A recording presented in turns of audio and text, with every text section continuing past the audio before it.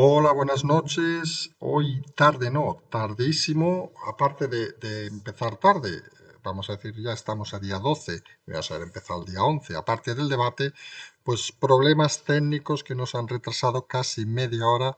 No había manera de que funcionara el sistema, así de claro, salían interferencias, salían otras comunicaciones y hemos hecho el programa y volvemos a hacerlo de nuevo, porque según parece, pues ha pasado lo que nunca pasaba, ya saben. A veces pasan cosas, a veces no se explican y a veces pasa lo que pasa.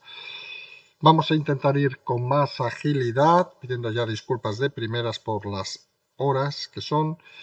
Y el titular de hoy lo titulamos El extraño debate, porque hemos visto un debate realmente extraño en la sexta durante la noche de hoy, centrado en muchos temas, vamos a decirlo, extraños, empezando por la PCR de Illa, por esas supuestas pruebas de Illa que han salido en medio del debate, que realmente habían salido a la tarde y que han generado debate en las redes y que vamos a comentar en unos minutos.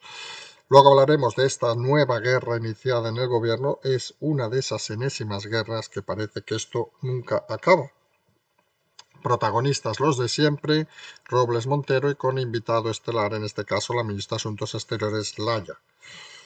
Por último, hablaremos de las quiebras y del referente que se ha convertido el tema del Tribunal Superior de Justicia del País Vasco en la hostelería al resto de comunidades que vamos a ver cómo empiezan a abrir lentamente los próximos días. Empezamos pues a estas horas ya con el tema del extraño debate de las elecciones catalanas, donde la clave al final vamos a explicar dos partes, una la propia del debate y otra la intrínseca del debate. La intrínseca es esa copia que ha surgido a última hora de la tarde, hemos puesto algunos.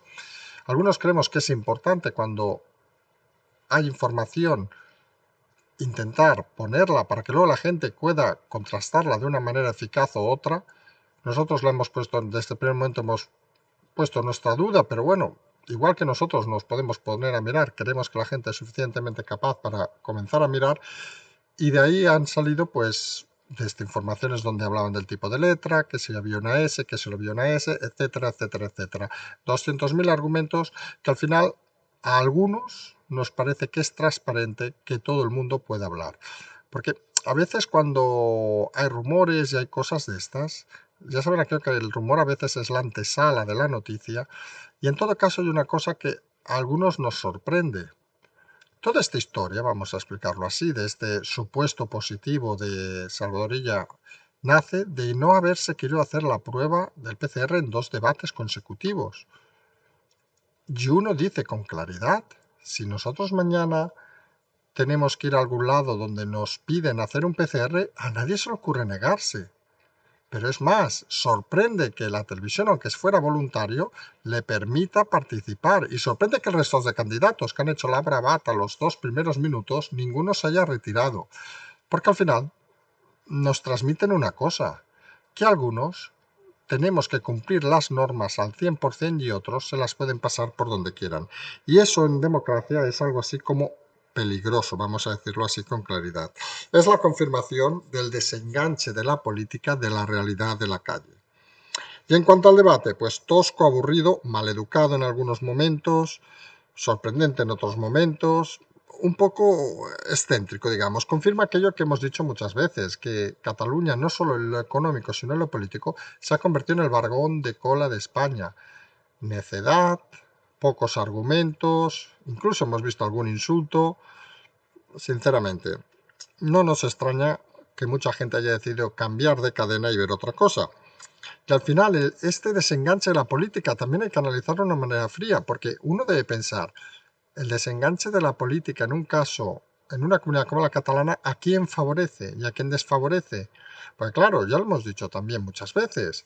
Nadie crea que, por ejemplo, negocios como hostelería, agencias de viajes, por citar los que más se citan estos días, están regentados solo por constitucionalistas, que diríamos, o por independentistas, por llamar a unos y otros, ¿no? Están gestionados por personas y puede haber tantos de unos como de otros. Con lo cual el cansancio de la sociedad puede ser en ambos lados. Algunos opinan, ya que hablamos de independentismo, que sus correligionarios, vamos a decirlo de alguna manera, estarán más movilizados que otros. Algunos tampoco lo tenemos tan claro, vamos a decirlo así, porque mucho independentista, uno se mueve por la calle y conoce gente, pues está cansada de las mentiras y está cansado de las mentiras.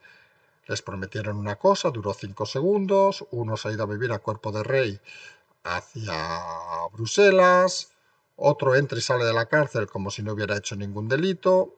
Al final, el discurso extremista pues también empieza a perder escalones. Y en ese sentido, las elecciones van a ser un momento complicado, porque hay dos luchas que llevamos diciendo muchos días. Por un lado tenemos la lucha por ganar, que en principio sería entre Esquerra, PSC y Junts per Cat. Algunos creemos que el PSC difícilmente podría ganar, excepto por un motivo que habría que analizar bien. Su votante sí que se movilizará, vamos a decirlo así, su votante tradicional, el que le dio esos menos de 20 diputados, sí que se movilizará, pero el resto de votantes no. Con lo cual, sería posible que con el mismo número de votos que tuvieron en las últimas elecciones y que les llevó a la cuarta posición, pudieran alzarse con la victoria. Y eso sería simplemente porque los tres partidos que tuvieron más votos caerían en picado. No solo Ciudadanos, hablamos del número de votos, no del número de diputados, obviamente. Porque está claro que con el número de votos de las elecciones pasadas, en estas elecciones, por ejemplo, Ciudadanos se dispararía.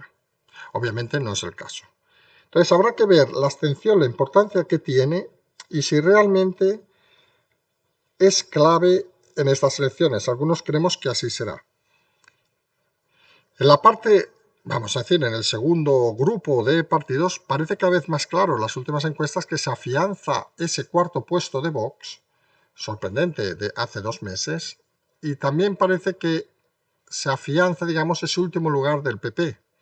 Sorprendente también porque hemos dicho en muchas ocasiones que su principal representante, Alejandro Fernández, es seguramente el mejor orador y se ha visto en estos debates. Pero claro, seguramente está en el peor partido, vamos a decirlo así de claro, con lo cual es una dificultad importante. En todo caso, vamos a ver el domingo cómo se desarrolla. Nosotros vamos a seguir informando estos días. Como siempre, vamos a intentar explicar historias sobre las elecciones catalanas, intentando ver que se van a complicar todavía más. El juego sucio ha quedado patente hoy, pero a nadie le extrañe que se multiplique en los próximos días. A veces el juego sucio es provocado, a veces el juego sucio simplemente es por la incapacidad de transmitir otro tipo de mensaje. Hablando de otro tipo de mensaje, tenemos la enésima guerra en el gobierno. Algunos ya casi la llamamos guerras de fantasía, porque siempre son los mismos contrincantes. Robles, por un lado, como decimos, el Guadiana Robles, que aparece, desaparece, a veces parece como, que he dicho con todo el respeto, obviamente, aquel perro de presa que se le suelta, pegas 4 ladridos y lo vuelves a guardar, porque realmente en el gobierno no le hace caso a nadie, en el partido menos, porque no es ni del partido, digamos así de claro. Y ha salido a defender, obviamente, la democracia plena de este país, cosa que nos sorprende que no haya salido el presidente Sánchez, por decir alguien, que parece que sería un poco más lógico que salga un presidente a desmentir lo que hizo un vicepresidente y no un ministro a decir lo que hizo un vicepresidente. Pero bueno, Podemos en todo caso ha atizado nuevamente a la ministra Robles diciendo que bueno, lo que hay que hacer es vender menos armas a Arabia Saudita. Y claro, aquí ha aparecido de golpe un personaje nuevo, un personaje de esos oscuros que nadie sabe bien qué hace, pues la ministra de Asuntos Exteriores Laya, que curiosamente estaba en Arabia Saudita intentando, como hemos explicado, colocar la entrada de capital de Arabia Saudita para salvar a empresas españolas. Claro, las risas que hay en el gobierno de Arabia Saudita cuando han tratado este gobierno, porque claro, hemos de decirlo así, claro, de cara al exterior, este gobierno le importa muy poco a la gente si es una coalición o no, es el gobierno de España y eso nunca deben olvidarlo.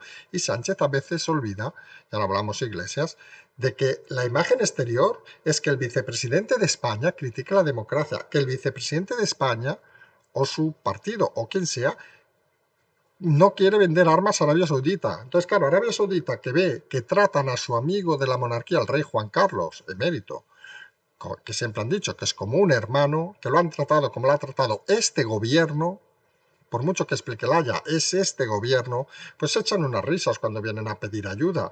Pero claro, a los 5 minutos aparece nuevamente el vicepresidente y su equipo, porque en ese partido, recordemos, nada se hace sin la palabra del vicepresidente, aparece el vicepresidente y su equipo para volver a criticar a Arabia Saudita. Entonces, claro, parece que la ministra tendrá que salir por patas, porque al final de este entuerto, porque al final Podemos dispara a todo aquello que parece alguno intenta mover en el bien de España. Solo ellos parece o creen saber cómo hacer las cosas y está claro que por la experiencia poco o nada vamos a ver. Saltamos ya a estas horas intempestivas, digamos, a hablar del último tema. Vamos a intentar ser breves, entendemos que es muy tarde. Y es las olas de quiebras que nos anuncia ya la Unión Europea que vendrán en España y ese salto, digamos, de la hostelería a partir de la sentencia del País Vasco. Vamos a ver nuevos movimientos los próximos días, vamos a ver cómo se abren algunas nuevas comunidades y parece que finalmente, y lo hemos comentado, en la división de poderes se confirma como una cuestión trascendental en las democracias. Si todo fuera lo que decide el gobierno, mal haríamos, y más cuando se equivoca. Pero el hecho de que los tribunales hayan decidido que no solo debe haber un criterio sanitario y que en todo caso debe estar explicado, que no se ha explicado, porque todavía algunos estamos esperando ese informe, ese estudio que diga que los bares y restaurantes contagian más que otros lugares. Y ya no ponemos otros ejemplos, como por ejemplo una agencia de viajes. Ya me dirán, una agencia de viajes toma sus medidas, se sienta una persona, dos personas, con mascarilla. Parece que es menos riesgo que el metro, que el autobús o que un avión, donde los que hemos volado van 160 personas enganchadas unas a otras durante 1 hora o 2 horas. Parece un poco incongruente todo eso. Otra es que la agencia de viajes vendiera algo o no vendiera nada por la situación actual. Eso es otra historia. Pero en todo caso, parece bastante evidente que con la excusa sanitaria se está recortando la economía y recortar la economía al final, nunca lo debemos olvidar, es recortar las libertades.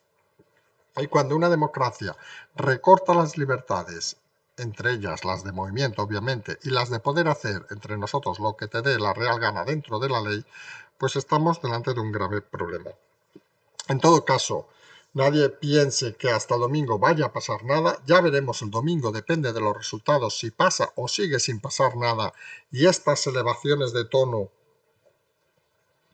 del vicepresidente Pablo Iglesias han sido solo un efecto electoral, como decía la ministra portavoz, o realmente el mar de fondo se intensifica. En todo caso, sea una cosa u otra, ha entrado en el escenario un elemento nuevo, que son los tribunales.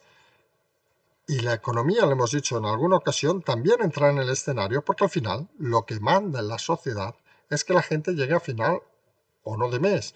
Y hemos visto un claro ejemplo en Cataluña. Y volvemos al inicio, donde planteamos que se podía plantear estas elecciones en clave independentista o en clave económica, y está claro que a la gente lo que le importa al final es la economía. Nadie le importa si somos independientes o no. Ha habido tantos independentistas como no que gestionan negocios, etcétera, etcétera, etcétera. No se piensen que todos los independentistas son funcionarios que están sentados y gritando viva Cataluña todo el día. No, seguramente hay muchos. Nadie lo va a negar. Pero también hay gente que tiene su empresa, gente que tiene sus autónomos, etcétera, etcétera, y se han visto tan afectados como los otros. Con lo cual comprueban que al final lo importante no es tanto tener un país o otro país, como dirían algunos, sino es que quien lo lleve lo sepa gestionar. Y estamos delante de una pandemia que no se ha sabido gestionar y que ha ocasionado más muertos por la economía que por la sanidad. Y con los días esa afirmación se irá contrastando cada vez más. Estamos en tiempos difíciles, horas intempestivas también, por lo cual vamos a dejar ya para mañana el tema. Nos emplazamos a mañana por la mañana. Tienen todas las cosas, hoy lo resumimos, pueden verlo ahí en la portada y que lo escucha tranquilamente. Nos vemos mañana durante la mañana en el segundo café, como siempre decimos, seguimos.